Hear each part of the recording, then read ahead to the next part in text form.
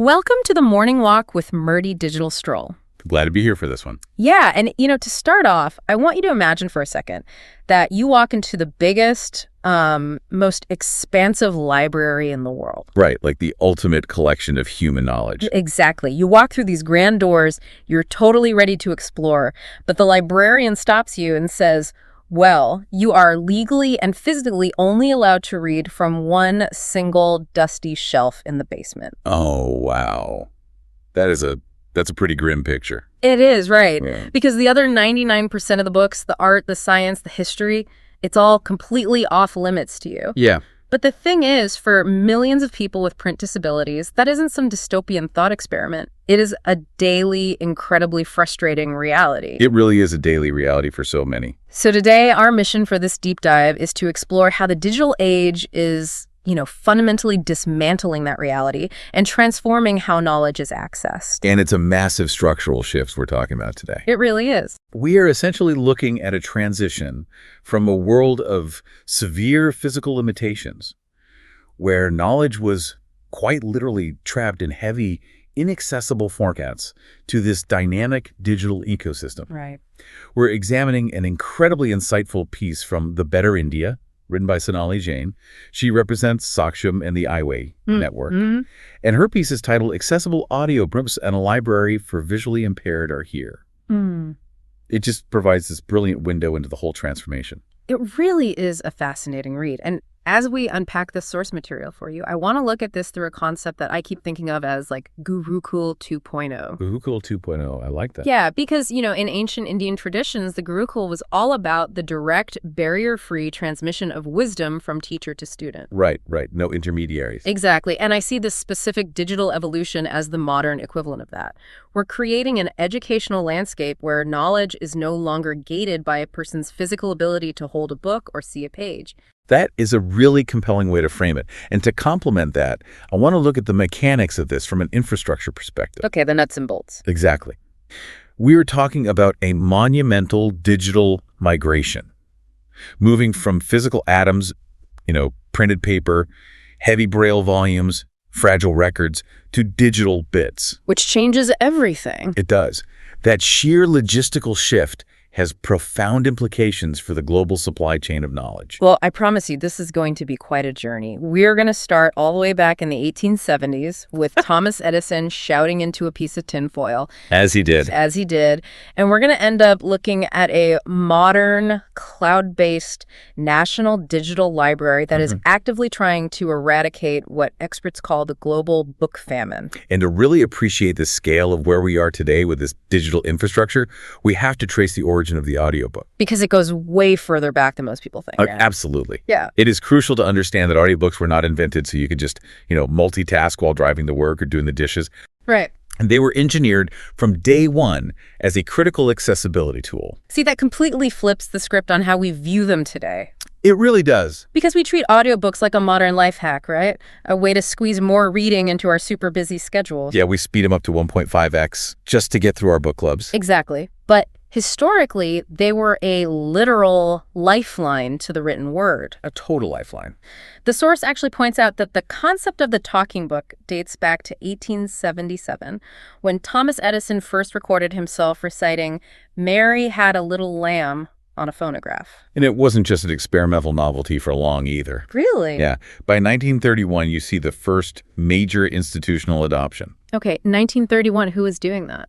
The American Foundation for the Blind, in partnership with the Library of Congress. They established the Talking Books program. Oh, wow. And the specific intent there was to provide reading materials for veterans who had been injured and blinded during World War I, as well as other visually impaired adults. Wait a second, though. I have to ask. If we've had this talking book technology since the 1930s, why is accessibility still such a massive crisis today? That's the million-dollar question. Right. Like, why are we talking about a digital migration almost a century later? If the Library of Congress was making audiobooks in 1931, shouldn't the problem have been solved by, 1950? You would think so. But it comes down to the severe physical friction of the technology at the time. Physical friction? Yeah. Think about the logistics of a 1930s talking book. You're dealing with heavy, incredibly fragile vinyl or shellac records. Oh, right. Shellac records. You drop that and your book shatters. Exactly. And the physical storage space on those records was incredibly limited. You couldn't fit a standard novel on a reasonable number of records. Ah. So what did the publishers do? They had to rely heavily on abridgments. Oh, so they just cut stuff out. Huge portions of the text. Or they would turn them into highly dramatized radio plays with full casts and sound effects just to make them fit the medium. Ah, so they weren't actually reading the same book. No, they weren't. The visually impaired veterans weren't getting the author's original text. They were getting a highly edited adaptation dictated completely by the physical constraints of a vinyl record. Precisely. It was absolutely not equal access to information. That's fascinating. I never thought about that. And it wasn't until 1952 that we even saw the launch of commercial spoken word recordings. Okay, so that's a couple decades later. Right. It started with Caedmon Audio releasing Dylan Thomas's A Child's Christmas in Wales. Classic. Yeah. And from there, the technology slowly evolved to cassette tapes and then eventually CDs. But even with CDs, you're still dealing with bulky physical objects. Exactly. You have shipping, storage, specialized playback hardware. It's all still physical atoms. Which means the real paradigm shift, the true beginning of this digital migration you're talking about, was the move away from physical media entirely. 100%. The transition to downloadable files on mobile devices and smartphones, that is what finally removed the physical bottleneck. Yes, the smartphone laid the widespread infrastructure. And in India, for example, the source notes that this technological leap brought audiobooks into massive mainstream popularity, especially for business and self-help books. It did. But more importantly than mainstream popularity, it laid the foundation for true accessibility. How so? Because once you decouple the information from a physical object, you can start manipulating how that information is delivered. Right, right. Which brings us to the core of why this migration is so utterly critical. Now that we understand the technological history, we have to talk about who this infrastructure is actually serving. We do. We are talking about persons with print disabilities. And I think there's a huge assumption there. Like, people assume that print disability just means blindness. That's a very common misconception. Yeah, but the source makes it very clear that this encompasses a much wider demographic. It's a very broad spectrum. A print disability is defined as any condition that prevents a person from effectively reading standard print. Okay. That certainly includes blindness and low vision, but it fundamentally includes severe physical and learning disabilities too. Like what kind of conditions? We are talking about conditions like cerebral palsy, multiple sclerosis, dyslexia, and quadriplegia. Oh, wow. That makes so much sense when you say it out loud. Right. If you have multiple sclerosis or quadriplegia, the simple physical act of holding a heavy hardcover book open or trying to turn a really thin paper page, that becomes a massive barrier to entry. The physical form of the book itself is the obstacle. Exactly. And that physical barrier is why we have to examine Braille critically in this context. Oh, okay. Let's talk about Braille. Braille is a revolutionary system, no doubt. Yeah. But if we are looking at the sheer physical burden of print, Braille does not solve the logistical friction. Right, because Braille takes up a massive amount of physical space. It's huge. I mean, a standard, moderately sized novel translated into Braille doesn't just equal one Braille book. No, not at all. It can turn into several incredibly bulky, thick volumes just for one story. Yes. And from a supply chain standpoint, Braille books are massively resource-intensive to produce. Oh, I'm sure. They require specialized thick paper, they are very expensive to ship, and they are incredibly difficult to transport. Just moving them around must be tough. Imagine if you were a university student. Carrying just one Braille textbook to your lecture is a significant physical undertaking. And you'd have, what, 4 or 5 classes? Exactly. Imagine trying to carry an entire semester's worth of curriculum. That's virtually impossible. And beyond the logistics, there's a massive learning curve, too. There really is. If someone loses their sight later in life, like those World War I veterans we talked about, or someone experiencing age-related macular degeneration learning Braille as an adult, is a steep uphill battle. It takes immense dedication. It's basically like trying to become fluent in an entirely new language while blindfolded, using only the calluses on your fingertips. That's a very visceral way to put it, but it's accurate. It takes years to achieve the kind of rapid fluency required for deep academic studying. Which is exactly why the digital portable player and the smartphone are such pivotal game changers. Because it just removes all that friction. Completely. A digital player eliminates that physical bulk entirely. A user can carry an entire library, thousands of textbooks and novels right in their pocket. Right. It completely levels the educational playing field. And this is exactly what I mean by Gurukul 2.0. Yes, I see the connection now. Because for generations, a visually challenged student's education was entirely bottlenecked by human volunteers. Completely dependent. They literally had to wait for someone with sight, a family member, a charity worker, to just have the free time to sit down and read a textbook out loud to them. Which is incredibly limiting. Think about how limiting that is for a person's curiosity and development. It is a total removal of autonomy. You cannot study on your own schedule. Exactly. You can't just fall down a rabbit hole of knowledge at 2 in the morning because you suddenly got interested in astrophysics. Right, you'd have to wake someone up. You are entirely dependent on someone else's schedule and stamina. But with accessible digital audiobooks, that dependence on human assistance just vanishes. It evaporates. But the student gains control over their own learning schedule. They can engage with the material at their own pace, entirely independently. It democratizes the learning process at a fundamental level. It really does. But, and this is a big but, despite all these incredible educational benefits, the source highlights a staggering gap in supply. Oh, the supply issue. Yes, the infrastructure exists, the smartphones are there, but the content does not. We are dealing with a global book famine. The statistics on this are sobering. Let's go back to that library analogy from the very beginning of the show. The basement shelf. The basement shelf. Right? Worldwide surveys indicate that less than 1% of published information is available in accessible formats for use by persons with print disabilities. Less than 1%. That is just, it's shocking. It is a catastrophic failure of the publishing ecosystem. It means the system is fundamentally broken at the point of origin. Right. Books are being made, but... Books are being printed, but they're born inaccessible. So how do we fix a deficit that large?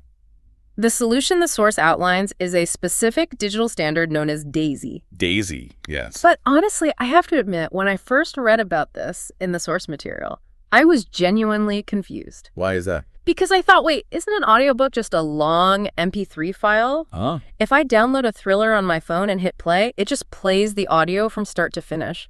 Why do we need to invent an entirely special standard called DAISY just for accessibility? It's a very common question. But the difference between an MP3 and a DAISY file is the difference between a simple cassette tape and a fully interactive relational database. Wow, okay. That's a big leap. It is. DAISY stands for Digital Accessible Information System. Got it. Think about the mechanism of a linear MP3 file, like a music track or a standard commercial audiobook. It is just a flat stream of data. It plays from start to finish. Right. And if you want to skip a boring chapter, you just kind of drag the slider forward and guess where it ends. Exactly. You're just scrubbing through time. But if you want to find a specific subchapter or a specific footnote, or if you need to flip back and forth between the index and chapter 4, an MP3 is practically useless. Right. You're just fast-forwarding and rewinding blindly. You cannot study from a linear audio file. That makes total sense. If I'm writing a research paper, I don't read a book from page 1 to page 300 without stopping. Nobody does. I skim, I check the index, I jump to a specific heading, I reread a specific paragraph. And you can't do that with an MP3. But you can with DAISY. Okay, how? DAISY actually utilizes advanced web standards. It acts more like a website made of HTML or XML tags than a traditional audio file. Oh, that's clever. Right. It creates a master file that preserves the deep structural architecture of the book. It mathematically maps out the headings, tagging them as heading 1 or heading 2. It maps the paragraphs, the page numbers, the footnotes. So it actually gives the digital file spatial awareness. That's a great way to put it, yes. The reader can command their software to jump directly to page 254, or skip a specific paragraph, or go back exactly 1 sentence, just like a sighted person's eyes would jump around a printed page.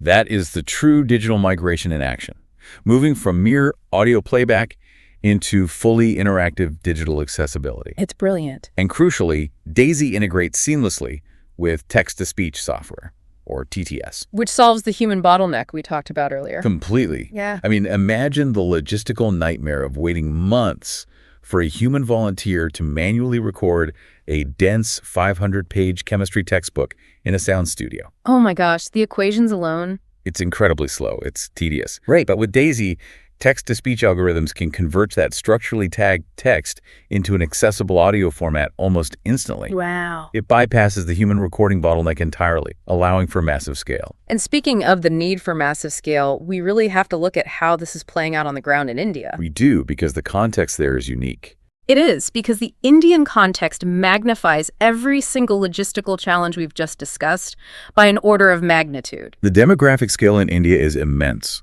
The source notes there are over 5 million blind and low-vision individuals in the country. 5 million people. Yes.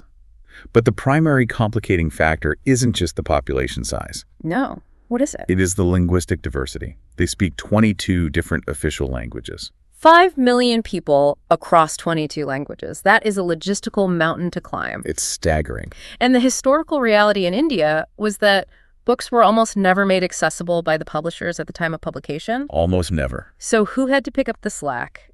It was local NGOs. You had these incredible, hardworking local charities and organizations working for persons with blindness, and they were the ones manually converting books to address the needs of their specific local users. Which, while noble, created severe structural friction. Yeah. Think about the inefficiency of that system.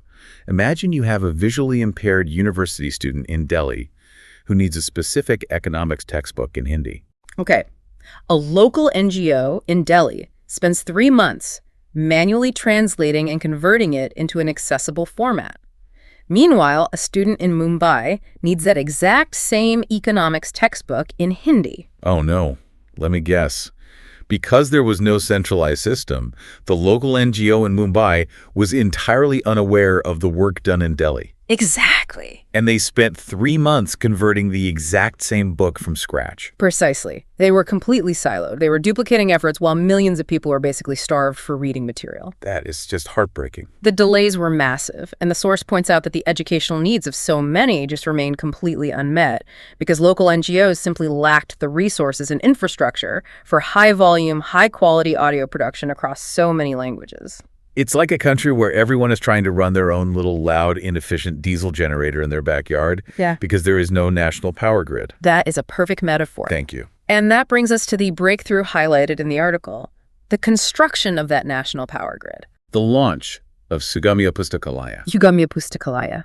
It translates to accessible library, right? Yes, it does. And it is an online national digital library. It is the embodiment of everything we've been talking about today. It really is the culmination of it all. It's a joint effort between the government of India, the DAISY Forum of India, corporate supporters, and international agencies like Bookshare and the Accessible Books Consortium. It is the ultimate structural solution to the silo problem we just described. How does it actually fix it, though? It completely eradicates those local bottlenecks by pooling all resources into one centralized cloud hub. Okay. So now, when that NGO in Delhi converts the economics textbook, they don't just keep it on a local hard drive, they upload it to Sugamya Pustakalaya. And instantly, the student in Mumbai and anyone else across the entire country with a print disability can access it. Boom, instantly. The duplication of effort drops to zero. Exactly. Users with print disabilities can register for free. And because it's built on these accessible digital formats like DAISY, they can read across multiple devices. Flexibility is key. Right. They can use their smartphones, their PCs, specialized DAISY players, or even digital braille displays. Wait, digital braille displays? Yeah, these are amazing devices that physically raise and lower pins to create braille characters from the digital text in real time. That is incredible. It really is. It is a barrier-free repository of thousands of digitally accessible books across diverse subjects and languages, all available at the click of a button. It is. It is Gurukul 2.0 realized on a national scale. It represents a massive pooling of international and domestic resources to finally address that 5 million person deficit in a meaningful, scalable way. Yeah. It fundamentally rewires the supply chain of knowledge in India. So what does this all mean when we step back and look at the big picture? Good question. We started this deep dive looking at a tinfoil cylinder with Thomas Edison's scratchy voice reciting a nursery rhyme. A long time ago. And we've traced that singular idea, the radical idea, that a book doesn't actually have to be printed on a paper page to be read all the way to the XML tags of the DAISY standard and the life-changing potential of a national cloud library like Sugamya Pustakalaya. We have witnessed a complete evolution of infrastructure. The physical burden of print, The massive, heavy volumes of Braille, the total reliance on the schedules of human volunteers. All of these historical barriers are being dismantled by digital ecosystems. It's inspiring. Sugamya Pustakalaya isn't just an app or a website. It is vital infrastructure for the human mind. And it reminds us that behind every technical standard, behind every web protocol and text-to-speech algorithm, there is an incredible human impact. Without a doubt. We are transforming the very concept of a library for millions of people. We are bringing the wisdom of the world directly to them, regardless of their physical abilities. It is an incredibly hopeful trajectory. It is hopeful, but it also highlights how much work remains to be done. Fair point. We discussed the fact that less than 1% of published information is accessible. So if we connect this to the bigger picture, it raises an important question for you to ponder. What's that? If technology, like text-to-speech and the DAISY standard exists today and is widely available, how can we shift the publishing industry's mindset? Right. Why should accessibility be a post-publication fix managed by NGOs and charities? We need to ask how we can force a paradigm shift where accessibility is a default feature, built into the very DNA of every single book the exact moment it is published. That really is the final frontier, not just retrofitting the world to be accessible after the fact, but building it that way from day one. Exactly. From day one. It's a really powerful thought to chew on next time you pick up a physical book or download a file to your phone. Thank you for joining us on this deep dive into the source material. We hope this digital stroll has given you a new perspective on the invisible frameworks of knowledge all around us. Keep questioning, keep learning, and keep seeking out the knowledge that shapes our world.